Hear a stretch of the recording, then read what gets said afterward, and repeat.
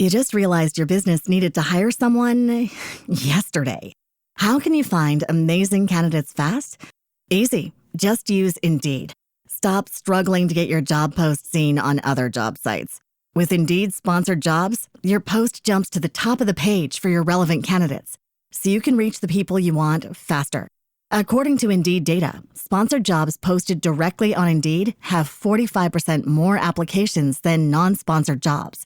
Don't wait any longer. Speed up your hiring right now with Indeed.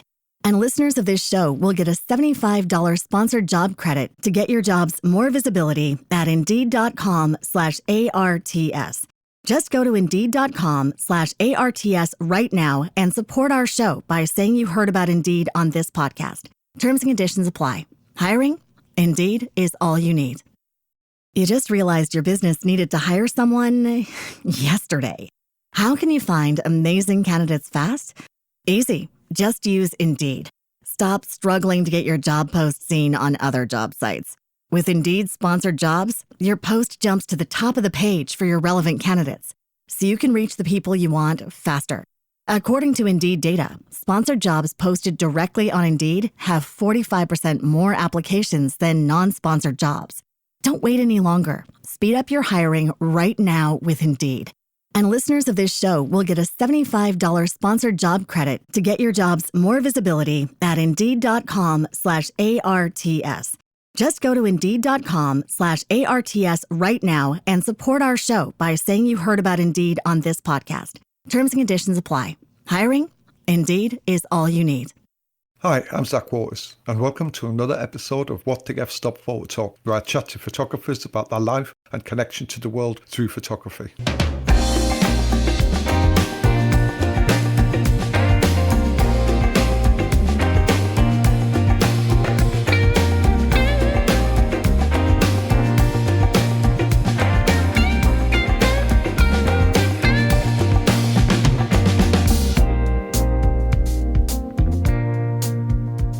Today's guest, photographer Tony Othen, has been covering a mix of social and educational and corporate clients for over half a century. I only became aware of Tony's work when his book, The Best of Times and the Worst of Times, was published by Blue Coat Press a couple of years ago. So I was eager to find out how the book came about and delve into his working practices and his thought and his take on life as a photographer over the 50 years he's been working.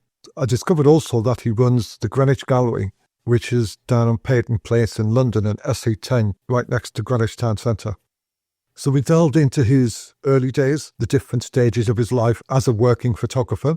We talked about his life at sea as a photographer and educator on oil tankers in the early 70s. And so I was sent off down to Cape Town. I had to join an oil tanker that was on its maiden voyage.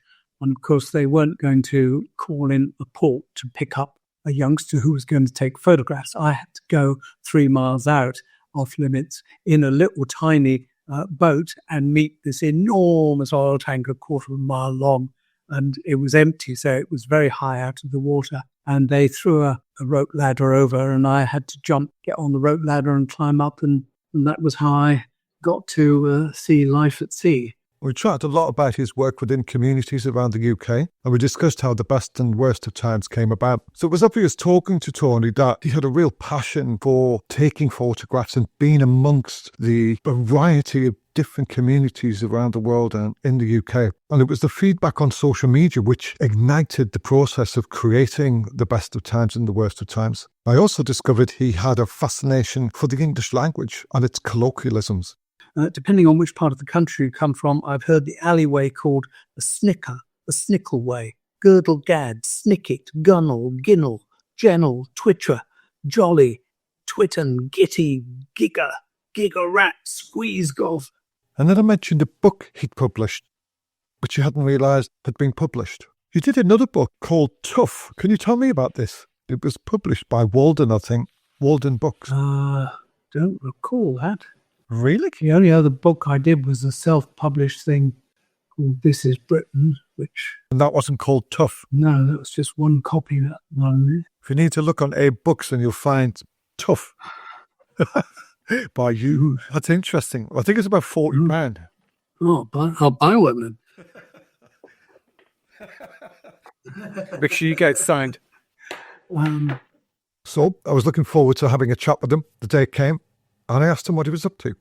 Well, at the moment, I'm recovering from a few medical conditions, but apart from that, we actually run a community arts hub here in Greenwich. We live and work in the same place, my wife and I, and photography is a part of that. We used to have dark rooms and studios.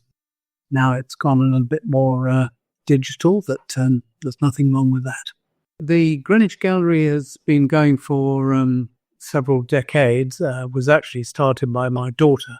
She had done a degree in arts history and was absolutely concerned that it should not in any way be commercial. And so we only ever showed stuff that she wanted and that she liked. We never sold anything. So, I mean, that was great. It was not a financial dependency. Fortunately, now in COVID and so on, we've obviously had to close it down, and we are aging a bit now, and we've had to rent out the space to another outfit who want to use it for environmental and social benefit. And so, as such, at the moment, the Greenwich Gallery no longer exists. That's a shame.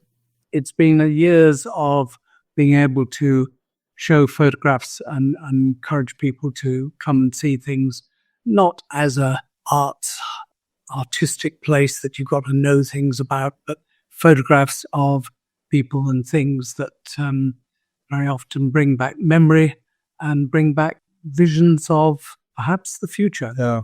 Because I think that my whole kind of work now, particularly in these days, is justified by bringing forward stuff that I shot 50 years ago, not for some grandizement of what I did, but for the capturing of those moments, which actually generate memories, and those memories generate comments, and the comments seem to be very useful in terms of revealing community attitudes, not only then, but also now. You've been a photographer now for over 60 years, haven't you? Yes, I've been extraordinarily lucky to be working for a lot of educational bodies and charitable bodies. So it's never been a kind of commercial exercise. Somehow I've managed to keep going and keep bread on the table. And that's been a privilege right the way from school. When I was in school in the late 60s, I was able to have a dark room underneath the science lab, and I learned there how to process and film and print and so on, and that became quite fun, and I was able to share that with other people. And then when I left school, I went on VSO to Botswana. It was called Bechuanaland, and while I was there, it became Botswana as well. There, for some reason, I ended up helping in a hospital, doing the paperwork, because it was run by a lot of nuns, and they were nurses, and they didn't want to do paperwork, so I did the paperwork. And in conversation at one point, somebody said something about photography, and I said, "Oh yes, I'm a photographer actually." And they said, "Are you? Well, you can take X-rays then, can't you?" And the only sort of connection was that they gave me a book about how to take the X-rays, but the connection was, of course, you were processing film in those days, and it was in three gallon tanks, and of course I knew about processing film in darkrooms. Yeah. The only difference there was when you took the lid off, there was a mass of mosquitoes that would fly up into the air. That year in Botswana probably suggested to me that I wasn't a good enough photographer, and so I'd better come back and go and do some education work. So I went to the London College of Printing, which is now called something else. Your mainstay over the years has been the charity sector, hasn't it? Well, yes. Yeah. And what other stuff? That's what I want to find out, because you don't give much away on your website. Well, The Best of Times, the book which was published in 2022 by Blue Coat Press, a lot of that work stemmed from your task force work, your social action projects and stuff like that. Was there anybody else you were working alongside over the years, like newspapers, magazines and stuff? Not newspapers and magazines, but a lot of charities like NSPCC, like it was called in those days National Association of Mental Health. It's now called Mind. And for an enormous amount of time working on adult literacy. And so in those days, we actually campaigned to start something called the Adult Literacy Resource Agency, and the government gave us a ton of money.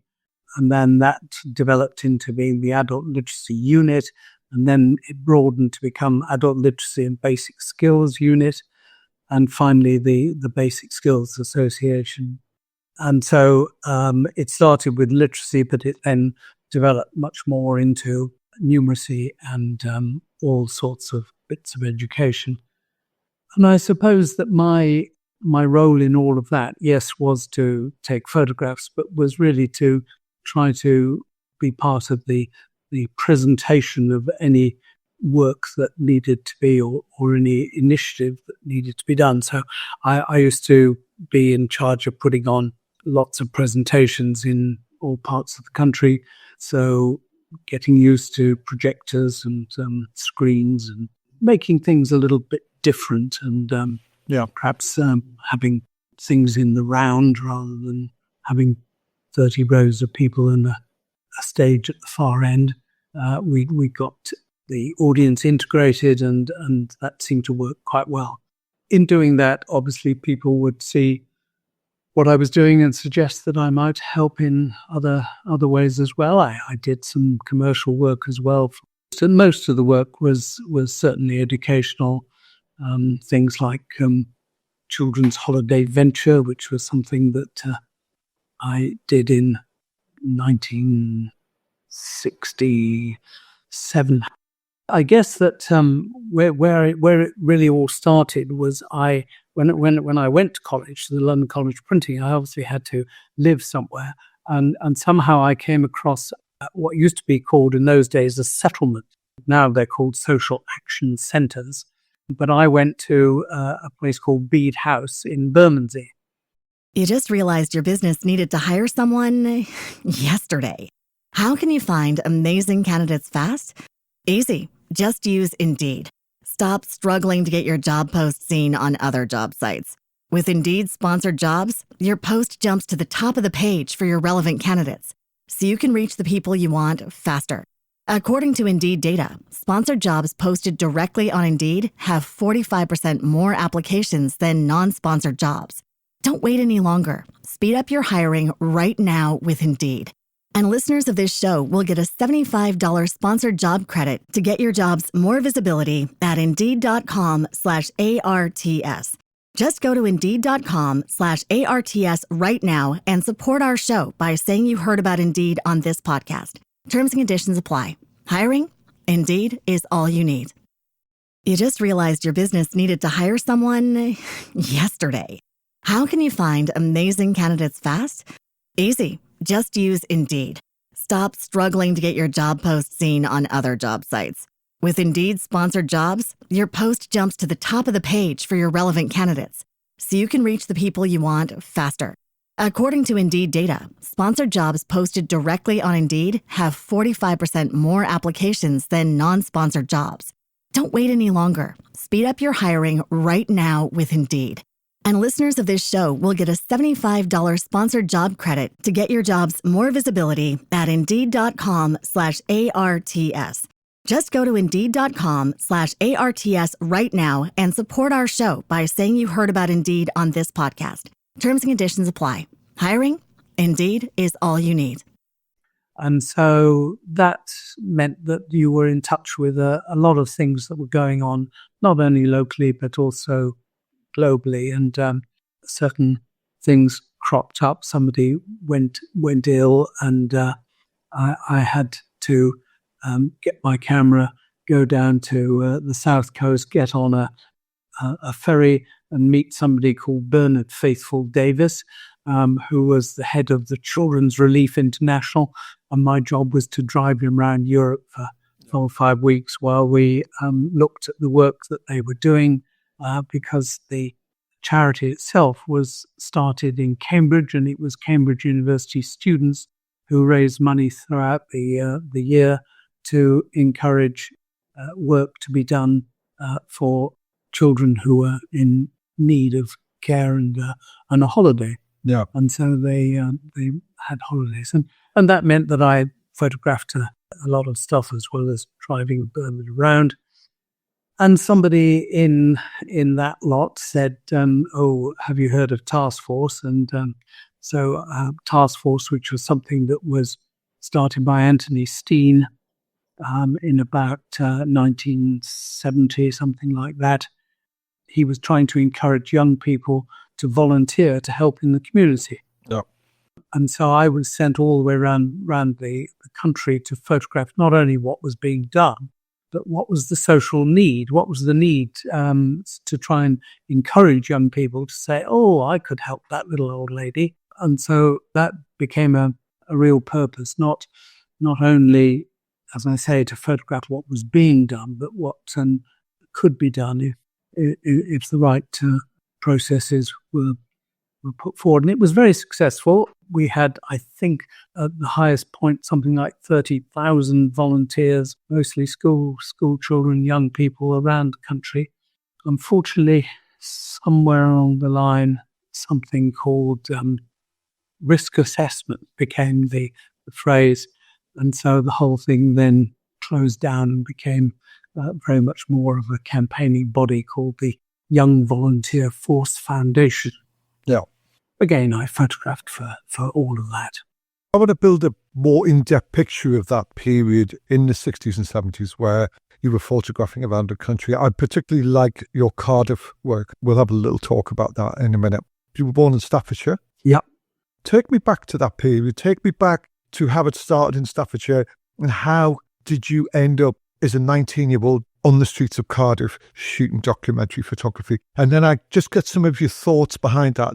Take me on that journey of what got you to Cardiff. Well, born in Staffordshire, I don't remember very much about that. I think at the age of about 3, we went, my father got a job in London. My father was a lecturer in education, science education, and he got a job in a school in North London, and that went on for about 5 years. And then we moved to Cardiff. So I was 10, 11, something like that. We weren't a very wealthy family, and we were very much middle class. Fortunately, my grandfather was able to pay for my education, and I went to a boarding school in Surrey called Caterham. No.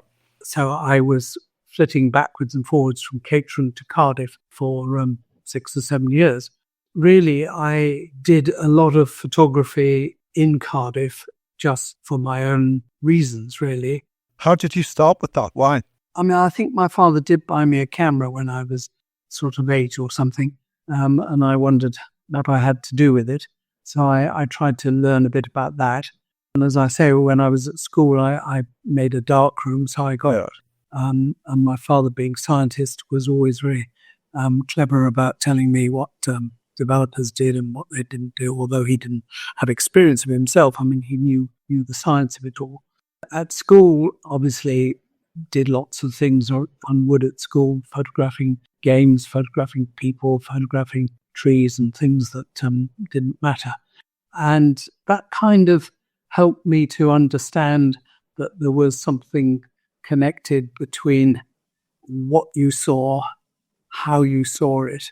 And later on, working as I was for charities and educational bodies, the most important thing that came out was why you photographed it. No. So photography is about what you photograph, how you photograph. And we nowadays in the digital world, we know exactly when and where the photograph was taken.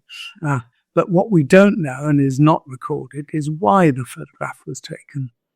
And I suppose that's one of the strongest things that I want to contribute, if you like, to perspectives of photography, because people, I mean, there are millions of photographs put up on social media every day. So photography has really, in a sense, become less special and become very prosaic. And it takes people like you to spend years photographing pigeons and birdmen in order to allow people to understand what was going on in those days. And I mean, your book of birdmen and pigeons is fantastic, because it's something that I should think about 93% of the population have no idea about.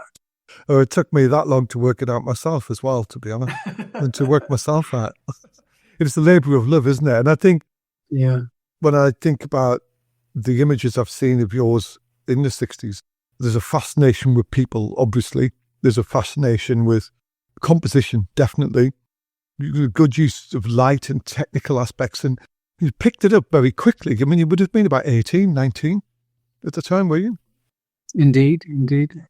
Yes, I think I was very lucky. But who was your influences then, photographically? Don't think I wasn't sort of into the big world of photography. And in those days, there weren't many books published. There weren't many, certainly no podcasts.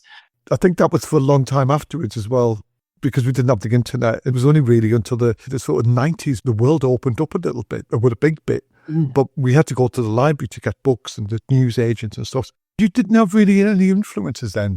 No, I don't think so. I wasn't following anybody because I mean, it wasn't photography that I was doing. It was supporting the charity that needed a few things being said, and so it was a question of what needs to be said. Let's see how we can do it in a most useful way. So one needed to be aware of how people communicated, and one of the important things is that anybody who's presenting must be aware of the language, the style, and the concerns of the audience. And so the audience is terribly important.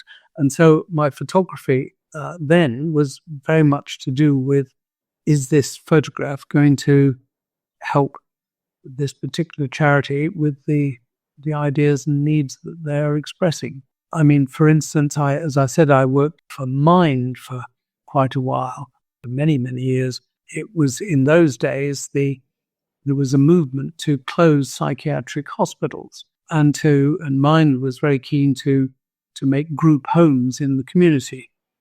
And so people could be taken out of psychiatric wards and put into group homes, and there would be a certain amount of care that would be and support that would be given to them. Unfortunately, I don't think they asked the community closely enough, and the community wasn't very excited about having a house next door full of psychiatric patients. So my job there was to go into psychiatric wards and try to photograph the people there looking as normal as possible, because that was the message that we wanted to get across. And, you know, the sister would unlock the door and push me in and lock the door behind me, and everybody in the ward would go absolutely mad. So I didn't photograph that until I sat in the corner and fiddled with my camera until things had calmed down. And my job was then to try to photograph what might have been there before I came in. And in a sense, that's so true of many photographic exploit. Use the phrase social action photography, which I think was coined by Greg Hobson, because to me, social documentary photography or documentary photography really had a need to photograph every angle of what you were photographing, because then it wasn't if you didn't do that, it wasn't documentary, it was selective. Greg Hobson coined this idea of social action photography, which tried to encourage and engage the reason for the photograph being taken, the why the photograph was taken. When you talk, as I have done, to a few historians, one or two of them have been kind enough to say that some of the photographs that I took were helping them in their historical realizations and comments that they were making. There was one picture of a little boy in Cardiff wearing a very old coat, And one historian said, that exactly shows my theory that those days in the late 60s, early 70s was the turning point between Victoriana and the current day. And of course, I was very pleased that he saw some use in that photograph. But of course, another historian would look at it and come up with a completely different viewpoint.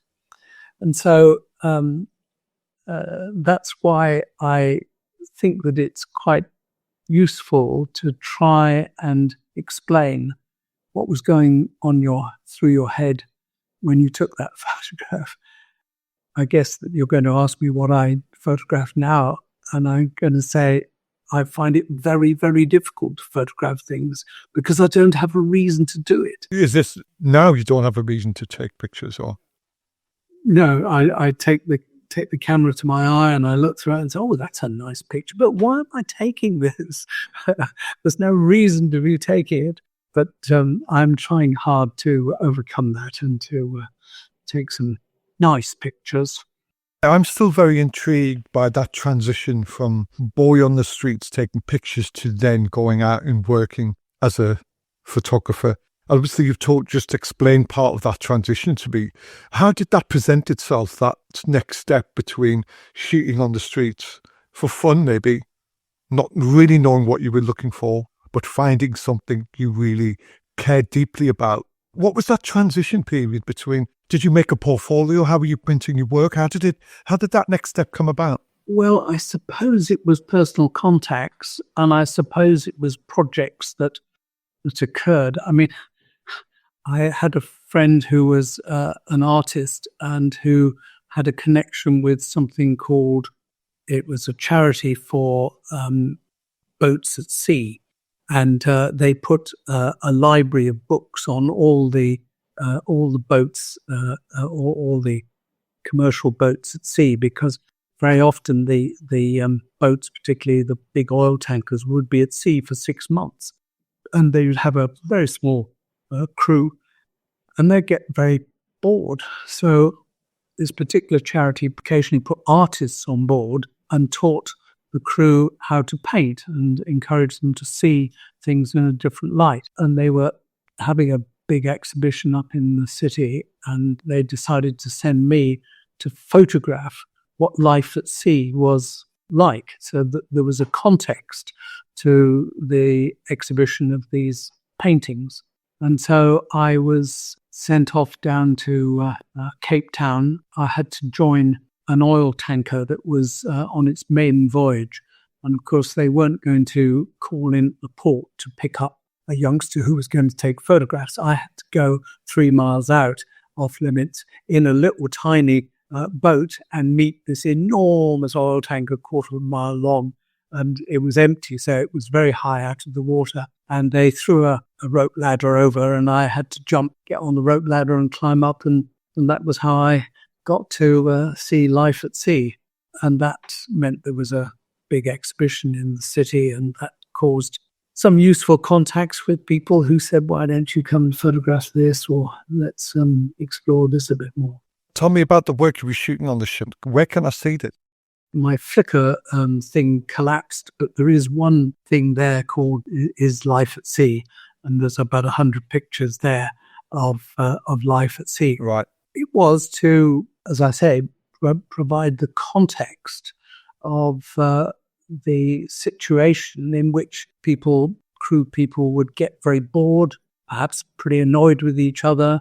People didn't express themselves strongly because they didn't want to fall out with each other, because you're at sea for 6 months and, you can't have enemies. You can't have friends really either. So it becomes a very kind of neutral environment. So I had to try and photograph that. I was also very excited that I had discovered something called sound, and I had bought a tape recorder. So I took that as well and taped the sounds of sea and the sounds of people doing things. I was fortunate because I was a supernumerary officer, which meant that I could be anywhere in the ship. Yeah. In my, I think it was my early 20s, I was still a youngster. And so I would go down to the You just realized your business needed to hire someone yesterday. How can you find amazing candidates fast? Easy. Just use Indeed. Stop struggling to get your job post seen on other job sites. With Indeed sponsored jobs, your post jumps to the top of the page for your relevant candidates, so you can reach the people you want faster. According to Indeed data, sponsored jobs posted directly on Indeed have 45% more applications than non-sponsored jobs. Don't wait any longer. Speed up your hiring right now with Indeed. And listeners of this show will get a $75 sponsored job credit to get your jobs more visibility at Indeed.com/ARTS. Just go to Indeed.com/ARTS right now and support our show by saying you heard about Indeed on this podcast. Terms and conditions apply. Hiring? Indeed is all you need. You just realized your business needed to hire someone yesterday. How can you find amazing candidates fast? Easy. Just use Indeed. Stop struggling to get your job post seen on other job sites. With Indeed sponsored jobs, your post jumps to the top of the page for your relevant candidates, so you can reach the people you want faster. According to Indeed data, sponsored jobs posted directly on Indeed have 45% more applications than non-sponsored jobs. Don't wait any longer. Speed up your hiring right now with Indeed. And listeners of this show will get a $75 sponsored job credit to get your jobs more visibility at Indeed.com/ARTS. Just go to Indeed.com/ARTS right now and support our show by saying you heard about Indeed on this podcast. Terms and conditions apply. Hiring? Indeed is all you need. The crew downstairs, and they would try very hard to get me drunk, and I would stagger upstairs to the officers' mess, and they would continue that process. It was amazing that any of the photographs were in focus, but Wow. it was quite a while, quite a good thing for me. Who became your influences in photography then, and what did you eventually take from the influences? Eventually, Don McCullen, of course. I very much associated myself with the East London. He was brought up. I spent many years later lots of time in Bermondsey, and so I was very much part of that sort of poor community work. He then grabbed a chance to go off and do war photography, which was amazing and different, and he is very morally strong in not trying to concoct anything. He was very keen to photograph reality and not try to photograph something that wasn't appropriate or representative, I think. And then he came back and as you know, went backwards and forwards, taking more war photographs. But in the meantime, in Dorset, started taking landscapes, and the landscapes looked amazingly like many of his war photographs. What was your camera choice at the time and in the 60s? Oh, I'm never very good on cameras, but I think I had something called an Exacta. I think I then had 2 or 3 Pentaxes, and I seem to remember carrying loads of lenses around with me. Much later on, I reflected that, if you were walking around with a 135mm lens on, you were looking around you in the frame setting of a 135mm lens. If you had 50mm lens on, David Hearn always had and never had anything else, you'd have to walk and go closer if you wanted to be closer, or you stayed where you were and you took what it was. So in those days, it was a question of changing lenses. Nowadays, of course, with these wonderful lenses that go from 24mm to 1000, and the effect that it has on me walking around now, it means that anything that I see, I know that I can photograph. I'm seeing a lot of 35mm, 28mm with your work. In those days, yes, there would have been 28mm, yeah, I guess. And what was your film? Were you Kodak, Ilford? I did anything and everything that I could afford at the time. I mean, one was very conscious that every time you press that button, it was 1 and 6pence.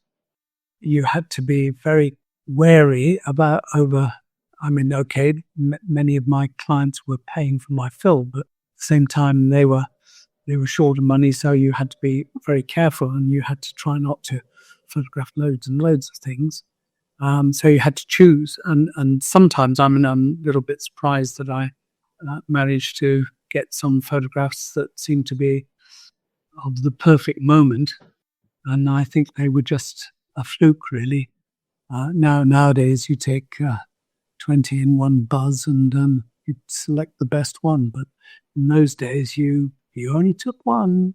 Do you remember bulk roll film? Oh, yes. Loading up your own cassettes in the darkroom. Oh, my days. Oh, yeah. A friend of my father's had a business in the cine world. And when he said, I can give you a few offcuts of 35mm cine film. And he would send me a can, and it would just be, about 400 cassettes worth, You had to try and load them up. And I didn't have a darkroom at that time, so I had a black bag and I turned the light out and loaded them up under the sheets of my bed, put the film in the canisters then. I think bulk loading was probably the worst invention ever. It was horrific. I remember in vain trying to do it and getting really upset. I thought it was a cheap alternative, as you were saying about trying to save on film. Oh, my days, it was horrific. It was actually close second worst ever invention was trying to just the sprocket you load the film onto in the darkroom, when you're putting it in the can, and that was the bane of my life. There's one picture in the Cold Press book which really resonates with me. In fact, there's a couple of pictures. There's two pictures of the adventure playground, the wooden adventure playground. In Cardiff, yeah. Yeah. I'm old enough to remember wooden makeshift adventure playgrounds. Can you imagine them sort of playgrounds now? Oh, health and safety? No way. Oh. I mean, so many of these pictures show that there was no health and safety in those days. And I mean, the creation of that adventure playground that you're talking about, beautifully done. And it was the height of a telephone post. I mean, it was amazingly high, and kids there climbing up and getting there into the little thing and zooming down. And in fact, I did that. I thought it would be good to photograph as I came down, so I went up there and came down photographing as I went. And fortunately, people caught me as I got to the end. Yeah. Do you remember big slides? Oh, yes. Do you remember in playground you had huge, gigantic slides? Yeah. And you're so small. I remember being so tiny, climbing to the top of these massive slides and sliding down. And it was just nothing at the time. But if I saw my kids doing it now, I'd freak out. Yeah. The book, the best and worst for me, and correct me if I'm wrong, there's two things it represents for me, regardless of geographics and location, because it's about around the UK. But the two things which it resonates for me is community and childhood. I feel it's a bit about your childhood as well, in a sense. Yes, I was brought up with an older brother, and we didn't get on well. So it was quite good that my grandfather sent me off to a boarding school. So I developed much more as perhaps I would have done if I was the younger member of a family that was arguing all the time with my brother.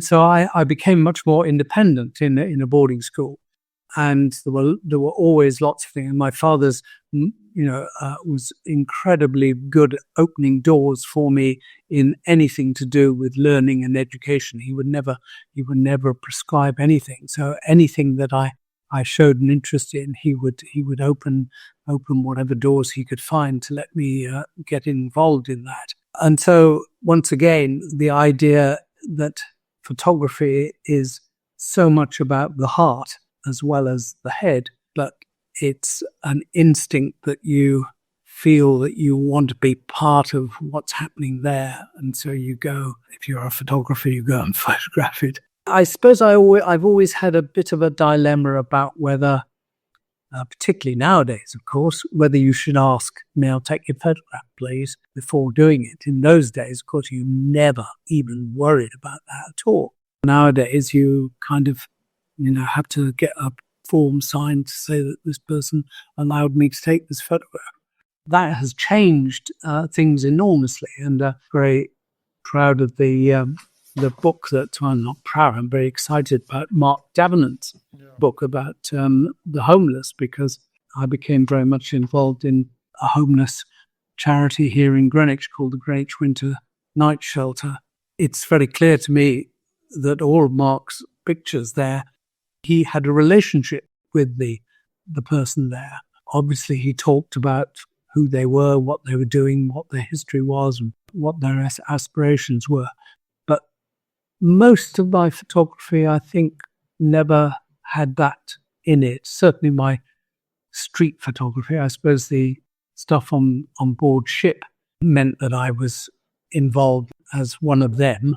But I think I've always been sort of in a corner looking rather than going forward and saying, "Hi, who are you? What are you doing? Can I help?" Obviously, there's lots and lots of wasted photographs. I mean, tens of thousands of them don't strike the balance that some of them apparently do. It's a people's book. Mm-hmm.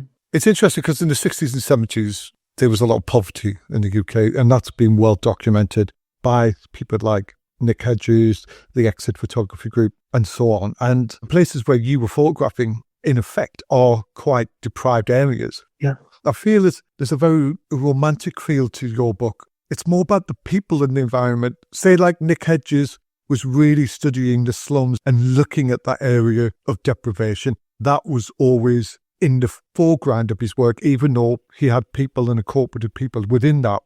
And that was the mainstay of his angle in the work he did for the sort of housing charities. The difference with yours for me is there's a sense of dignity with the people. There's that, not a love affair with the people in a sense, but their image of this community. You were definitely into composition. You can see you were definitely following the route of design with your work. And there's little things within your street work where you positioned a woman in between the posts and the washing is hanging above her head, and just little lovely things coming together. And I think that's pretty good for a 20-year-old, to be honest, especially then as well. Maybe it was unusual then. It was just a novelty.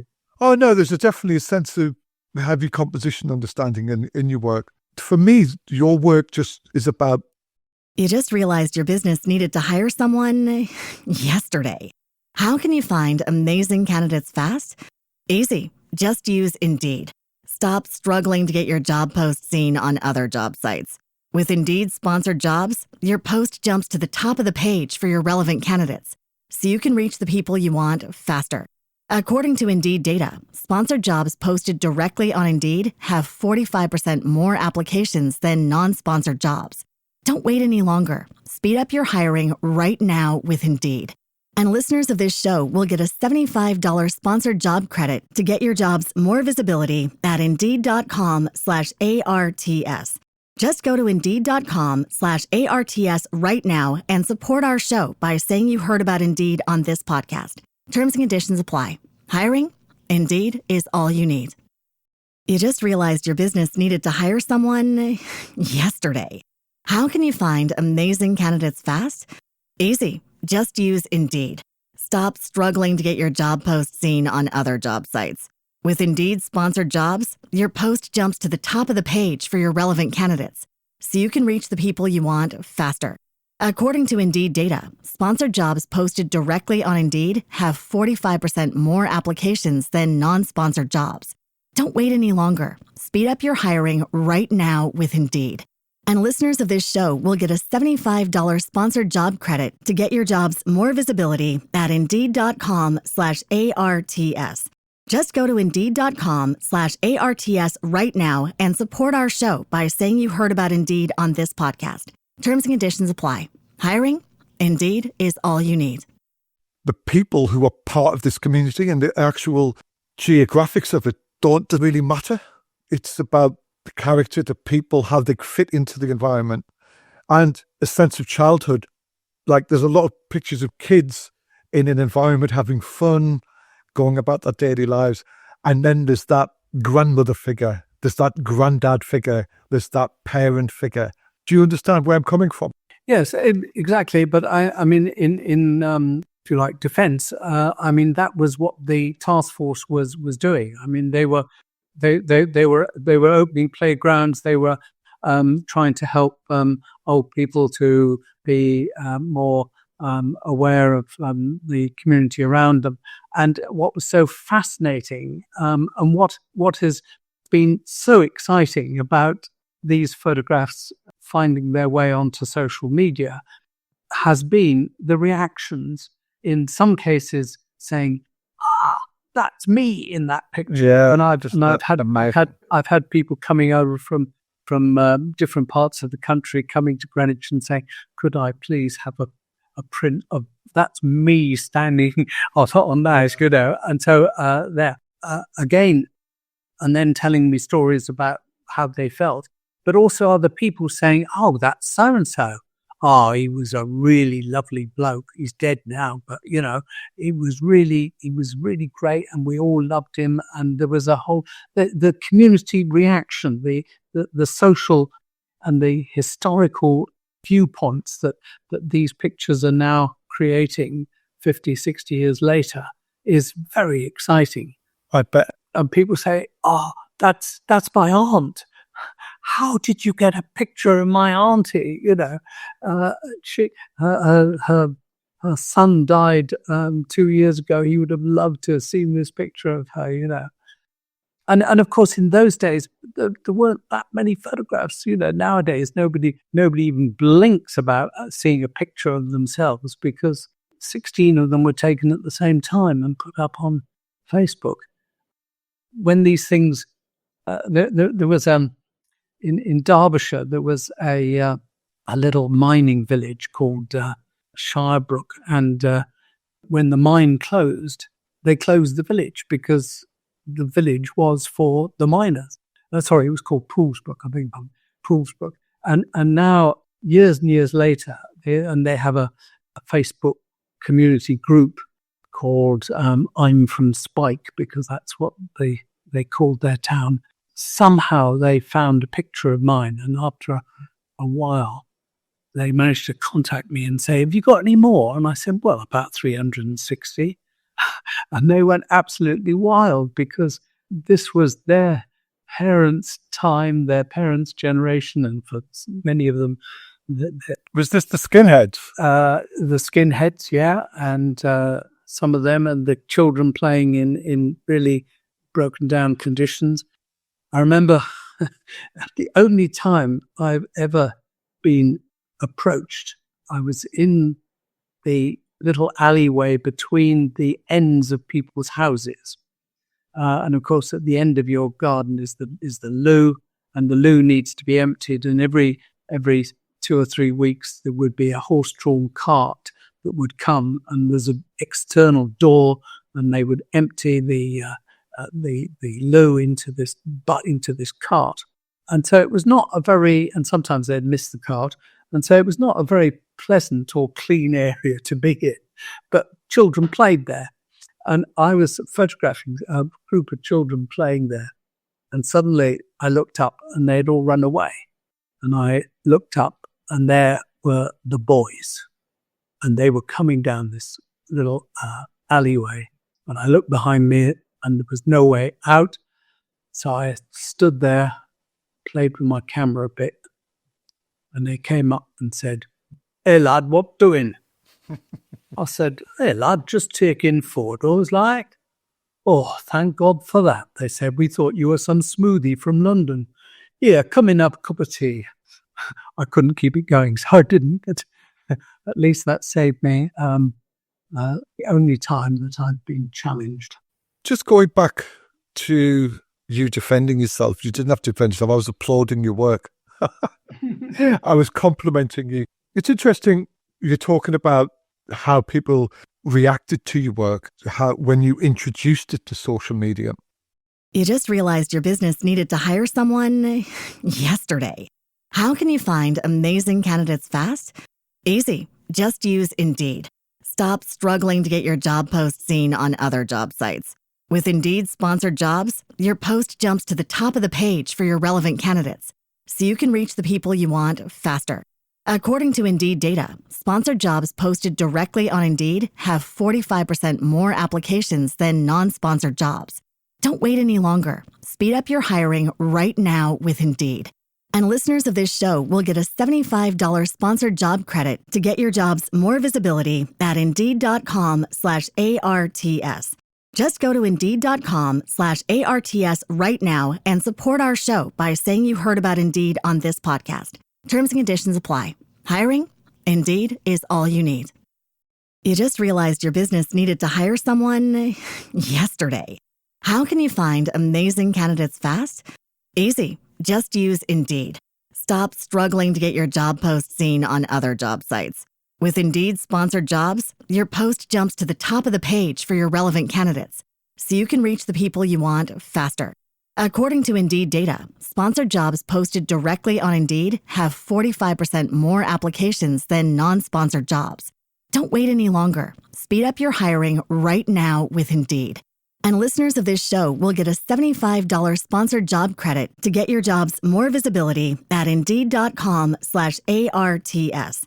Just go to Indeed.com/ARTS right now and support our show by saying you heard about Indeed on this podcast. Terms and conditions apply. Hiring? Indeed is all you need.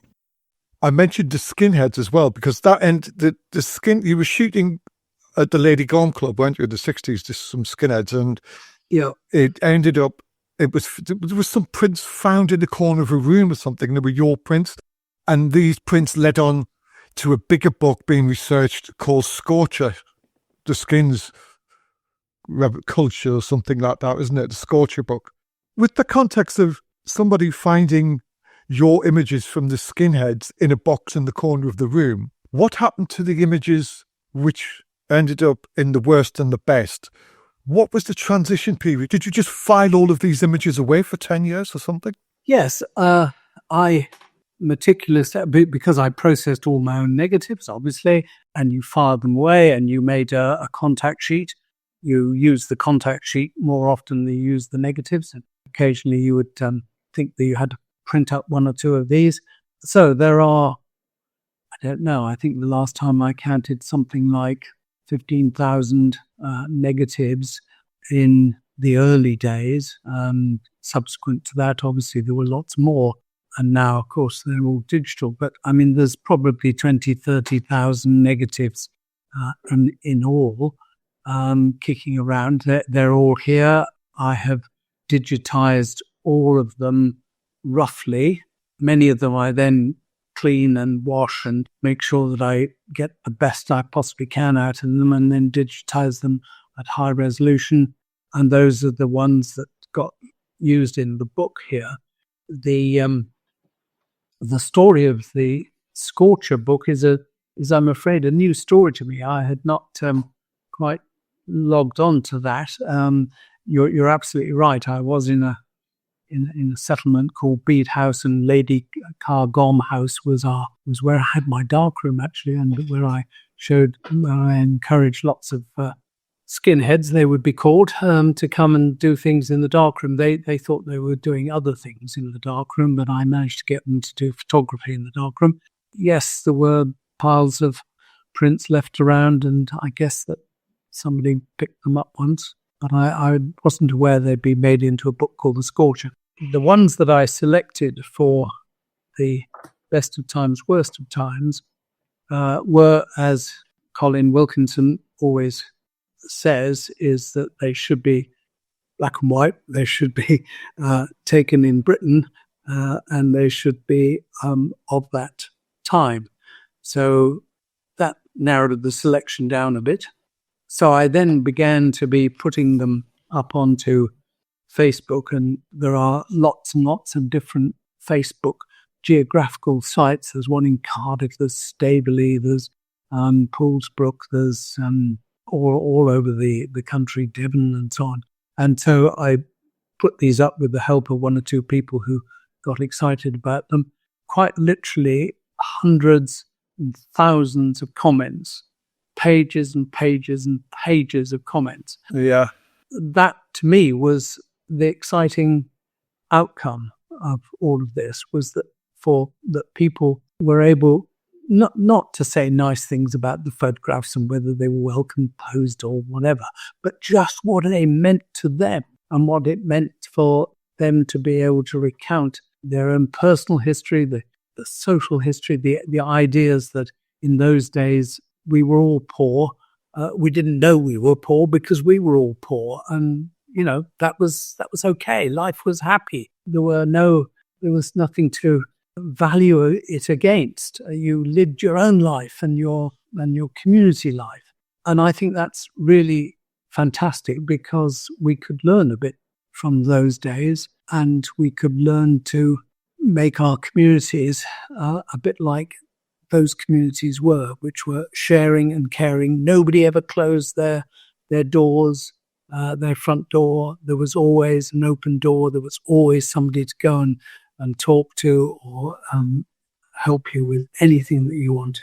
So how did the book come about then? What was the inspiration behind contacting Blue Corp? Well, actually, it was Mark Davenant who saw some of my pictures up on Facebook, and he said, I think you should get in touch with Colin. And so I did, and Colin came down from Liverpool and to see me in Greenwich, and he looked at some of my archive and said yes.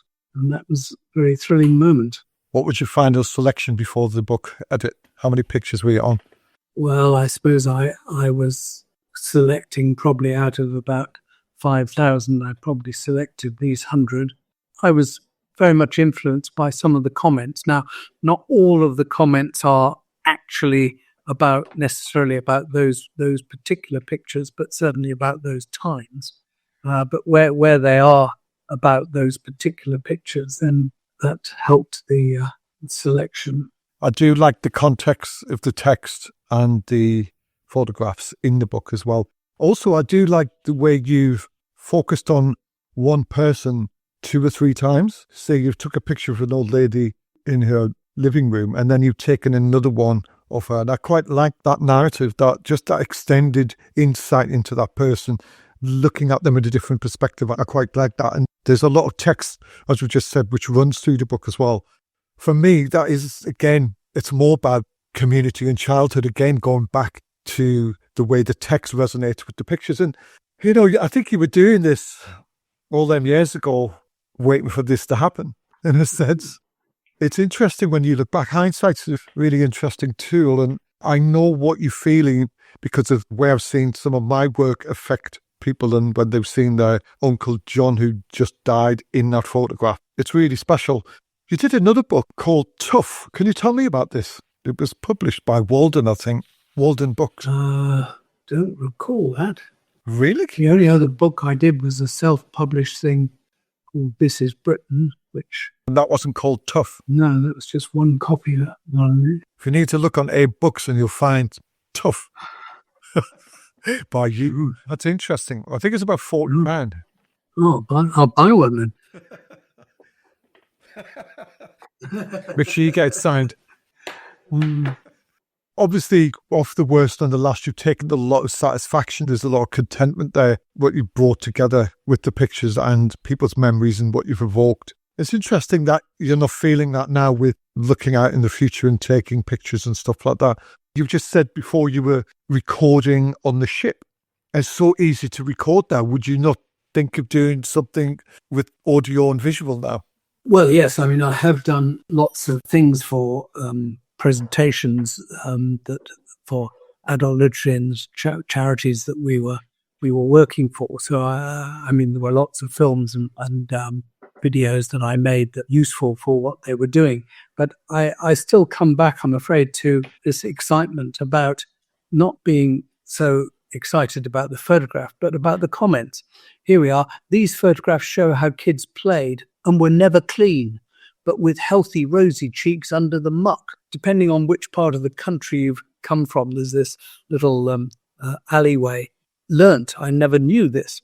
Depending on which part of the country you come from, I've heard the alleyway called the Snicker, the Snickle Way, Girdle Gad, Snicket, Gunnel, Ginnel, Gennel, Twitcher, Jolly, Twitten, Gitty, Gigger, Gigger Rat, Squeeze Golf, Alley, Group Lane, Vickers Lane, Switchin. Now, I mean, There's nowhere in my life that I've ever been except in this place in Derbyshire to see one of those. And yet it's common knowledge throughout the country in a number of different communities, and they call it something different. And so the photograph, whatever we think about it, has generated something, particularly in my understanding, of something that I never knew. And so the usefulness of the photographs is bewitching to me. I remember my mum filling jacks with water from a tap out in the side of the road. No running water in the house and a toilet down the end of the garden. Bath night was a tin bath in front of the fire. I mean, I lived through those times. I didn't have to have a tin bath when I was a youngster, did you? Not that I can remember. No. I'm laughing, but I brought up in the northeast, and it was an interesting place. In certain places, you still have outside toilets and stuff like that. What's going to happen with your archive then in the future? My son says, Dad, you should do something with it, because I can't. I don't know. Maybe it should go to, I don't know. What advice would you give a young 19-year-old documentary photographer now? I suppose it's a question of having a purpose behind what you're doing, and that's the why you take the photograph. If you're beginning your career, then set yourself projects, set yourself little themes, and they can be pretty rubbishy. They could be a color, they could be a shape, they could be a feeling, but walk out the door and try and see something that illustrates what you're thinking about. I think that for me was my greatest asset, was always knowing why I was taking the photograph. Thank you, Tony. It's been a real pleasure to have a chat with you and find out about the man behind the camera, the photographer. Well, thank you very much, and thank you for all the work you're doing to recreate and regenerate this. I keep on saying that looking back is one of the best ways the most helpful ways of looking forward. Kind words, Tony. You take care of yourself. All the best. Bye-bye. Bye-bye.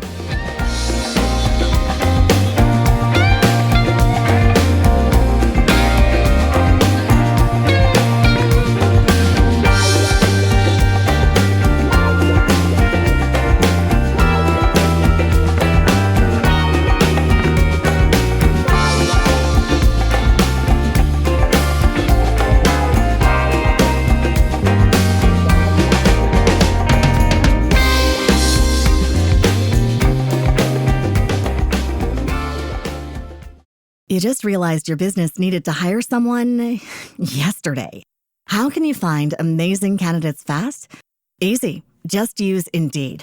Stop struggling to get your job post seen on other job sites. With Indeed sponsored jobs, your post jumps to the top of the page for your relevant candidates, so you can reach the people you want faster. According to Indeed data, sponsored jobs posted directly on Indeed have 45% more applications than non-sponsored jobs. Don't wait any longer. Speed up your hiring right now with Indeed. And listeners of this show will get a $75 sponsored job credit to get your jobs more visibility at Indeed.com/ARTS. Just go to Indeed.com/ARTS right now and support our show by saying you heard about Indeed on this podcast. Terms and conditions apply. Hiring? Indeed is all you need. You just realized your business needed to hire someone yesterday. How can you find amazing candidates fast? Easy. Just use Indeed. Stop struggling to get your job post seen on other job sites. With Indeed sponsored jobs, your post jumps to the top of the page for your relevant candidates, so you can reach the people you want faster. According to Indeed data, sponsored jobs posted directly on Indeed have 45% more applications than non-sponsored jobs. Don't wait any longer. Speed up your hiring right now with Indeed. And listeners of this show will get a $75 sponsored job credit to get your jobs more visibility at Indeed.com/ARTS. Just go to Indeed.com/ARTS right now and support our show by saying you heard about Indeed on this podcast. Terms and conditions apply. Hiring? Indeed is all you need.